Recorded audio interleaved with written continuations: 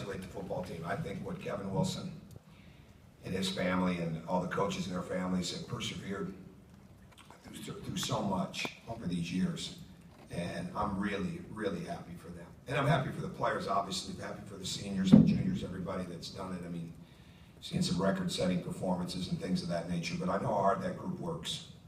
And you don't have to be across the parking lot to have a feel for what they put into it and the level of energy and hard work and sacrifice they put into it. So really happy that they finished the season the way that they did, and they're going to get to continue to play, and that all the Indiana fans are going to get a chance to participate in that.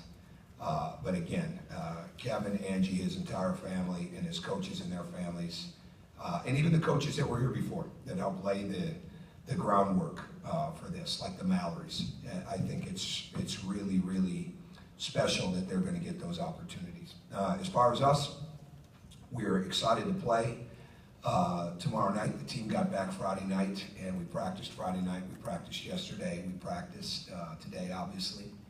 And much of it, there's been film. There's been a lot of, I don't want to call it cleanup, because in the games, when you really go back and look at it, it was so uncharacteristic of the way we've practiced. And it was certainly uncharacteristic of the way we had played against Creighton and even Austin Peay, but especially Creighton. And we just made too many careless mistakes. And so the biggest things we've got to do is we've got to play more fundamentally sound. And that huge part of our turnover problems. And then we've got to make the game. It's real. It's easy, and I guess it's kind of when you look at the ages, you can say, well, it's a veteran group. There's not a very veteran group on the front line. And I think it's important that everybody understand that. We don't have that front line. Losing Emmett Holt hurt us when it did. And that gave us a veteran up front that knew what we were doing with a level of toughness. So we've got to grow into that right now. And we've got to make the game, I don't want to say it's simpler for our freshmen and even for Max a little bit, but especially for Thomas, but we've got to make it so that we can grow into it. We're asking them to do an awful lot in the ball screen that they haven't had to do before. And so, but at the same time, we've got to do a much better job of defending the screen with the guards, because that was one of our weaker points defensively, and that was our ball screen defense, obviously. So there's some things we can do scheme-wise. There's some things we've got to do fundamental-wise to continue to get better at it. And then we just got to basically really play a lot of these screens the way we practice them, and with the level of technique and detail that we've got to have. So again, we're excited to play. Elkhorn, they'll be coming in off some road games, and we're looking for a good crowd, great crowd, looking for an energetic crowd, and we expect to play with a lot of energy tomorrow night. First question, Pete. Not that as a team you want to be humbled a little bit, but when you are, is that kind of, it's a motivator, refocus that, okay, now. No, I don't use that word. I don't use that word humbled. I don't. I'm with them every day. If there was any humbling that needed to have happened before you lose games, we would have got it corrected. That's not the group we have. Okay, that's not the group we have at all. So, what you want to do is you want to continue you want to win and improve. And we won before we went out, and then we didn't really improve when we were out there the way that we needed to. And we didn't take care of some of the basic things that happened fundamentally. And I've got to do even more of helping them defensively, scheme-wise, so that we don't put guys in situations that they're not really ready for yet because they haven't played enough college games. And we're outside of Colin Hartman, who's playing undersized, we're with a brand new front line. And I'm not sure how many of everybody's picking up on that, but that actually is a fact. You know, with the exception that Max Bielfeldt played at Michigan, played in an entirely different scheme, different responsibilities, and was really last year part of three guys. And so it's not like he's got oodles of experience to fall back on in game experience. He's got more than anybody else. But we've just got to learn how to deal with that, and we will. Colin, I think it was, said that in sort of reviewing, I guess, the turnovers in Maui, that a lot of it was just forcing stuff that wasn't there, maybe being a little bit too aggressive. I know you've talked about maybe you'd rather have a guy that's a little too aggressive than not aggressive enough, but did you feel like as you sort of deep dived into film that a lot of those turnovers were unforced mistakes and maybe mistakes that can be cleaned up? Sure, absolutely. I didn't think we made as many out of speed as I would have thought until going back into the film. Some were out of speed, but it was more just lack of vision. There were numerous ones, but it wasn't as much because we were playing fast. And it wasn't because we were playing tentative, it was a little bit because we were playing reckless. Go ahead, Jeremy. How much of the improvements you feel like you need to make, how much is physical and how much is maybe mental? Oh, it's all. I mean, Bob Knight's saying mental is physical is 4:1. He's the one that gets credit for saying it. He's the one that coined it. We've used that a couple times the last couple of days. Well, even out in Maui, there's no question that it's that. But it's really, it's just, they've got to continue to get used to playing with each other. Okay, it's real easy to say, well, you know, we're a few games in. I mean, we're playing with a totally different inside presence, you know, with Thomas. And at the same time with Max. And now it's going to be really, really important that OG can step up and help us because we're going to be without Juwan for a little bit. Because he sustained an injury in this third game, right? Third game. Yes. So he's going to be out for a little while. And we'll be in the rehab process with him. So OG has really got to step up and help us even more. So it's really the mental part is the communication part and the reminder part and the echo part. And doing it constantly. It's not just talking, it's the continued reminders that guys got to give each other in a game. It's not just calling out a screen or calling out a play. It's the reminders. But the physical part is we've got to do a better job defending screens when it comes to the defense, especially with the guards. We've got to do a better job of staying low and leveling the dribbler off when it comes to the forwards. We've got to do a better job of rebounding the ball, okay, everybody. 1 through 5. And we've got to do a better job of playing without our hands and keep getting used to these rules. And because we're going to have to keep making adjustment after adjustment because of the way the game is called. And that becomes part of the communication part. So that's the mental part that leads to being better physically inside of the game. Are you structuring practices any different coming off now? I mean, do you scale back a little bit just to kind of go back? Well, yeah, we did.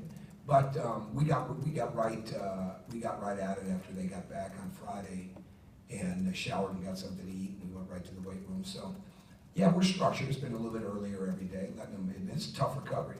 How are you guys doing? You weren't out there as long, right? When did you get there? Friday through Thursday, or no, excuse me, Sunday through Thursday. Yeah. So I mean, it takes time. So we've got to be aware of that. But I wouldn't say we're structured it a lot differently, but somewhat to make sure that we're getting a clear view of some of the things. And we've had to make some changes, with how we play certain things. So that's taken some time as well. With the kind of learning curve and trajectory of the front line, how close is it to where you want to be, and then what's the next step for them to kind of get that experience and kind of catch up? Well, were you 18 once? Yeah. Okay. How long did it take you to figure out how smart you had to be at 18 when you get to college and things like that? Takes it a takes while. time. Yeah. I mean, it's I don't understand. Everybody's got a different learning curve, in all honesty. And so, to me, we're asking an awful lot of Thomas Bryant. I mean, an awful lot. Now he's going to be good enough to get it, but it's going to take some time, especially with the defense. And but we've got to do a better job of protecting one another. Our help defense has got to be better. But they'll grow, and they're going to really, really need, the young guys are going to really need the reminders and the guidance and the echoes from the upperclassmen. And that'll help us. That'll grow over a period of time. We've worked hard at that the last few days. But I mean, how will it show up tomorrow night? I don't know. But we've got to get better at that. There's no doubt. How receptive has Troy been to some of the teaching points you've? Oh, he's extremely receptive. I just got done spending some extra time with him. It's one of the reasons I was late in there. Oh, he's very coachable. We got to get back to Troy's strengths. That's a big thing. We've got to get back to Troy's strengths. They're all very coachable. What happens is sometimes you get in the game, okay, and you start trying to do things that it's like a mirage. You think it's there, but it's really not. And then you get away from your fundamentals. And I thought Troy got away from his fundamentals because he's really improved in a lot of areas, and it didn't look like that in the games. But it looked like that last Thursday night, so it's not like where it's not there. But he's very receptive. And bottom line is there's certain things that we've got to all make sure we're getting. And if they're not there, we have to bring somebody else off the bench to get that. But as far as trying to get better and level of work, and the proper attitude of learning and accepting the coaching, no question about it. Very good. Just from what you've seen on film on Alcorn State, what stands out about their style of play? A lot of scores. A lot of guys that can score. Their forwards can really score, and they can shoot from three. They're going to want to get into a pace of the game, and they're going to want it to be their pace. And we've got to make sure that we get to our pace. But at the same time, we can't let it turn into a one-on-one isolation battle.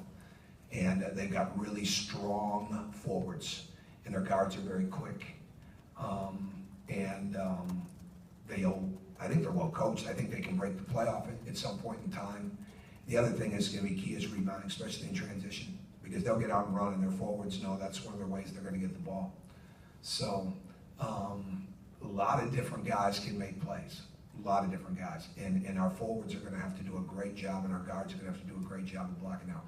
Our guard rebounding was not nearly up to par over those 3 games in Maui. And that's got to get back to being a strength for us.